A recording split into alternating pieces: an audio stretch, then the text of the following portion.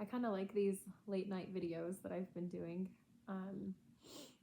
Whenever my husband has, late meetings and my kids are asleep, and it's kind of my time to just be alone with my thoughts and to actually hear my own thoughts.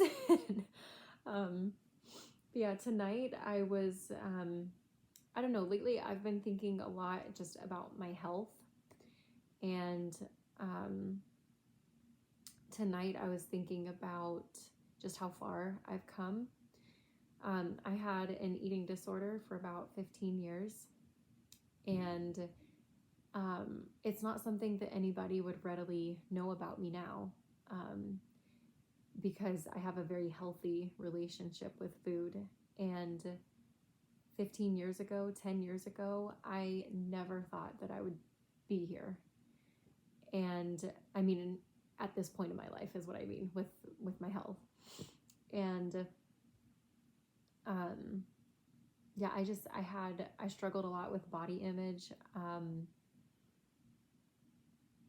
Yeah, like whenever people find out that I had an eating disorder and that I actually was overweight for a few years, and that this has been a very long process for me, people always ask me, how did you do it? Most of the time they want to know, how did you lose weight? Because I lost over 50 pounds. At my heaviest weight, non-pregnancy weight, I mean, of course, when I've been pregnant, I've been like super heavy, but at my heaviest non-pregnancy weight, I was 170, I think was the most that I weighed non-pregnant, which is a lot for me. I feel like it's a dangerous thing for women to start comparing, because depending on your height, your frame, even your age, there's just so many things that you have to factor in. So try not to compare yourself to me if you're watching this, but at my heaviest, I was 170 pounds. And for me, that was very, very unhealthy and very overweight. And I was able to lose 50 pounds. So usually when people are asking me, how did you do it? They're asking me, how did you lose weight? But for me, it wasn't so much losing weight as it was overcoming an eating disorder. Because, I mean, some people just kind of go through a spell in life where they're just not eating right and they gain weight for a while. But more often than not, if a person is overweight, it's because they have an unhealthy relationship with food, or they're just uneducated about health, or their metabolism catches up with them and they can't eat the things that they used to eat, So, I mean, there are different reasons, but more often than not, when someone is overweight, it's because they have an unhealthy relationship with food. And that was definitely me. And a lot went into it. I never thought that I would be free of my eating disorder. I wanted it. I just didn't know how. And I feel like that's the same for anybody that struggles with any kind of an addiction or compulsion or compulsive behavior or anything like that. And, like they want to quit, they want to overcome it, but they don't know how. And a lot of times people try to fix the problem from the outside in. And, sometimes it might work in the short term, but it's never a permanent or long-term solution. And with any addiction or compulsive behavior or, anything like that, ultimately you have to work on yourself from the inside out, because it's something internal that's causing this seemingly external problem. And so for me, I couldn't afford professional therapy, for most of my life. And so I just bought self-help books, and I tried to get to know myself. I tried to heal wounds and traumas, things that I had never dealt with and processed. And then a lot of people don't want to hear this one, but I also started requiring more of myself, because a lot of it really was just laziness. And I don't know, a big trigger for me was always boredom. And requiring more of yourself means like stay busy, doing productive things, and um, I don't know, just do something with your life, you know? And for me, I just kind of sat around. I struggled with very low self-esteem, like pretty much no confidence at all for most of my life. And after reading self-help books and just looking inward, healing pains, coming to terms with disappointments in life, and just all of this, um, I was finally able to get to a point where I gave myself the right to be happy and confident just as I was. Because I had this false belief that in order for me to have self-esteem and in order for me to be confident, I had to be a certain weight, I had to fit into a certain size, I had to look a certain way, and I was I was doing that to myself for no reason. It didn't have to be that way. And I finally got far along enough in my journey or recovery or whatever you want to call it, that I was like, I deserve to be confident. Do I look like, the girls on the cover of magazines? And, no, I don't. I'm overweight. And, like I'm not eating healthy. I don't understand good nutrition yet. And all of these things. But I decided that there were so many other reasons for me to be confident and to feel good about myself and to be happy. I didn't have to look a certain way or be a certain size or weigh a certain amount. I could just be happy and confident and excited about life for so many other reasons. And I honestly couldn't control my relationship with food and how much I weighed and what I looked like. And I know that sounds like a cop-out, but I wasn't there yet. I really couldn't control it. Just like any addiction, one of the first, if not the first, steps of the process is admitting that your life has become unmanageable, basically that you're out of control. And, that's where I was. And so I just started being happy and confident for other reasons. I quit saying I couldn't go somewhere or go do something because I would like cancel and not do things just because I felt fat or ugly or whatever. And I got over that. I was just like, you know what? I'm going to show up because is this a red carpet? No. So what does it matter what I look like? I'm going to go to this church activity, or I'm going to go to this friend's house, or I'm going to whatever, or this family event or whatever. And that was part of requiring more of myself, is stepping out of your comfort zone, doing something even if it's hard. Just learning that you can do hard things. You can do things that make you uncomfortable, and it doesn't kill you. Like if anything, you grow. So that was a big part of it for me. And, I'm just so happy. Like, I think that for anybody that overcomes any kind of a weakness, like there was a long time, many months and even years, that I just sat or just kind of wondered, like, when is the floor going to fall through again? Like, you almost don't even know if you can trust yourself or your addiction, It's like, okay, I've been doing good for 6 months, but like, when am I going to mess up again, And then a year goes by and it's like, okay, it's been a year, but like, am I really out of the woods, And then 2 years goes by. And then finally, like for me, it's been a good 5 years that I can say I've overcome my eating disorder. I don't binge eat. Just like the normal stuff that any normal person does, just where it's like, oh, I ate a few too many French fries, or, like it's that kind of stuff. It's not the binge eating that I used to, where I would eat thousands of calories in one sitting and basically self-medicate with food.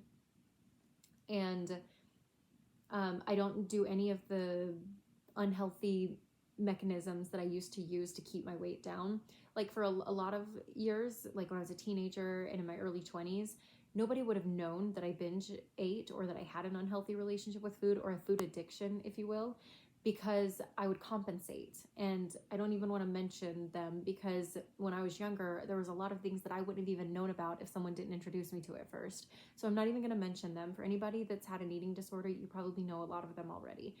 But just unhealthy ways of keeping weight down. And for that reason, nobody ever knew. But I have not turned to any of those. And I basically just strive to eat healthy, because when you're eating healthy, nutritious foods that are filling and fulfilling, I should say, like that your body is like, yes, I needed these nutrients, thank you, instead of just empty calories, then you can honestly eat quite a bit of food. So like, I still feel like I eat just as much as I used to. Like if you just want to consider like amount of food, you know, volume. But the calories are so much more, I don't know, nourishing. And so, and they're not the super dense like sweets and starches and fats. It's healthy food, you know. And I mean, I love chocolate. Like I still, like on the regular, I still treat myself to things. It's just portion control. It's like having an Oreo and not having the whole pack. You know? So yeah, I've just been thinking about that a lot lately, is just how grateful I am to be where I'm at. And I don't know, hopefully this gives hope to somebody, because like I said, 10, 15 years ago, I never thought I would get to this point where it's like a thing of the past. Like I said, the first 6 months, the first year, the first 2 years, I'm seriously just like walking around just waiting for the floor to fall through, waiting for me to spiral back and start putting on tons of weight and just being in this vicious cycle. And it's exhausting. It is absolutely exhausting. Any addiction or compulsive behavior, it's exhausting. And that's where I was for 15 years. I didn't know how to get out. I did not know how to get out of the vicious cycle. And I'm just so grateful that I'm here, and I can say that it was my hard work. You know, oh my gosh, I have studied health and nutrition like you wouldn't believe. I should have a degree. I, honest to goodness, should have a degree by now in nutrition or something. But I don't know, I've just studied a lot. I did a lot of work on myself. I was finally able to afford therapy, and therapy is amazing. Self-help books are great. Like you can seriously make a lot of progress just yourself, you know, but therapy is such a validating experience where you have another human being basically giving you permission to, I don't know, to heal, to have feelings, to be human, and to move on. But anyway, so all these things helped, you know, and then just incorporating exercise at times. I'm not really good at it. I'm a busy person anyway. I wake up in the morning, my feet hit the floor, and I pretty much don't stop. I just go, go, go. I clean, I run errands. Like I don't ever just spend time just sitting. Like I swear to you, when I was breastfeeding my children, I've never sat so much in my life. Like it was so hard for me because you're forced to sit. And I mean, there were times that I'd walk around while breastfeeding and stuff, but like it's late. You can tell I'm like way going off on a tangent here, but like, yeah, I'm a busy person. So I feel like exercise isn't as critical to me. Unless it were to just be for like super cardio or like strength training or something. And I have done that at times. I have had gym memberships and like got into it, but I honestly just stay so busy now that I feel like I keep my heart pumping and I use my arms enough and whatever. So I'm, you know, I could do better with exercise, I guess. But yeah, I do all these things. I've done all these things, but I also have to give credit to my faith, because I leaned on God so much to get me through my eating disorder and over it. And so I definitely have to give credit to the Lord, because I didn't know how I was ever going to overcome it. And I did, when I couldn't do anything myself, I leaned on God and I was just like, please help me.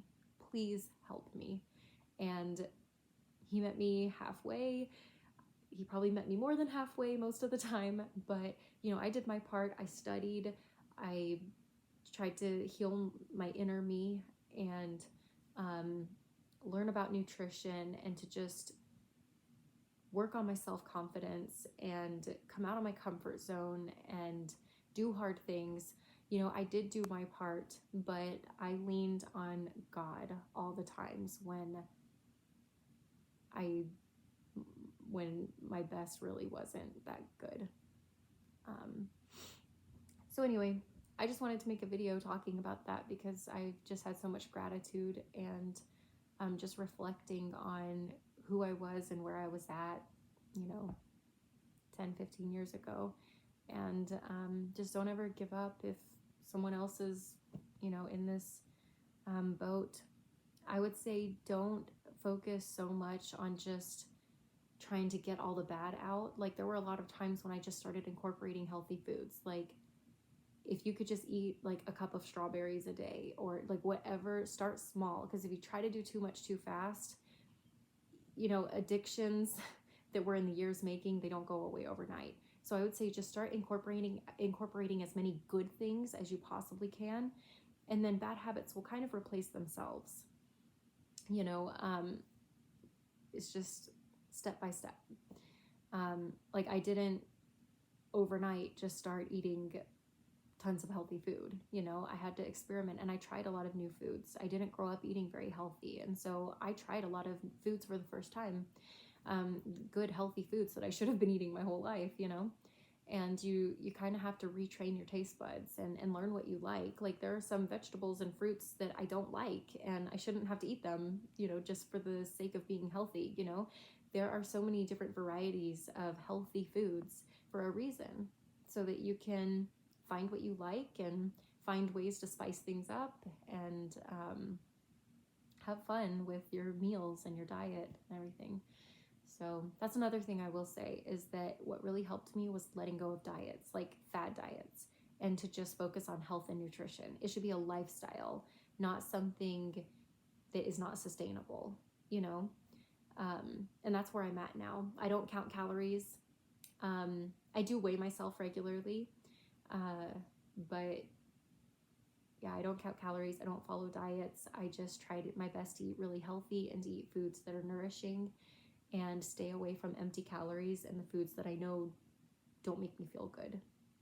So yeah, for anybody out there that is struggling, there is hope. Don't give up.